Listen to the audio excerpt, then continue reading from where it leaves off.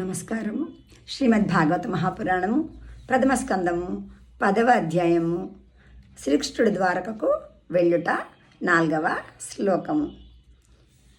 కామం వవర్ష పర్జన్య సర్వకామదుఘామహి శిశుచుస్మ వ్రజాన్ గావః పయసోదస్పతిర్ముదా. యుధిష్ఠిరుని రాజ్యమునందు వర్షములు సకాలములో కురియుచుండెను. భూతలము సస్యశ్యామలమై అభీష్ట వస్తువులను పుష్కలముగా ఉత్పన్నము అనర్చుచుండెను. పెద్ద పెద్ద పొదుగులు గల గోవులు గోశాలలో సమృద్ధిగా పాలను ఇచ్చుచుండెను. 5వ శ్లోకము. నద్య సముద్రాగిరయ సవనస్పతివిరుధ ఫలంత్యోషధయ సర్వా కామమన్వృతు తస్యవై. నదులు, సముద్రములు, పర్వతములు, వృక్షములు, లతలు, ఓషధులు మొదలగునవి అన్నీను ప్రతి ఋతువునందును యథేష్టముగా తమ ఉత్పత్తులను సమకూర్చుచుండెను. 6వ శ్లోకము. నాథయో వ్యాధయ క్లేశ దైవభూతాత్మహేతమః అజాతశత్రా భవన్ జంతూనాం రాజ్ఞికర్హ్యచిత్.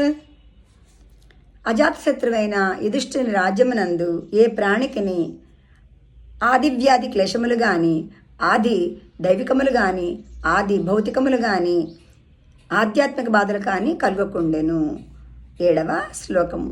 ఉషిత్వా హస్తినపురే మాసాన్ కతిపయాన్ హరి సుహృదాం చ విశోకాయ స్వసుశ్చ ప్రియకామ్యయా. శ్రీకృష్ణ భగవానుడు తన సుహృదులను ఓదార్చి వారి శోకమును తొలగింపచేయుటకు తన సోదరి అయిన సుభద్రకు తృప్తిని కూర్చుటకును కొన్ని మాసములు హస్తినాపురమున గడిపెను. 8వ శ్లోకము.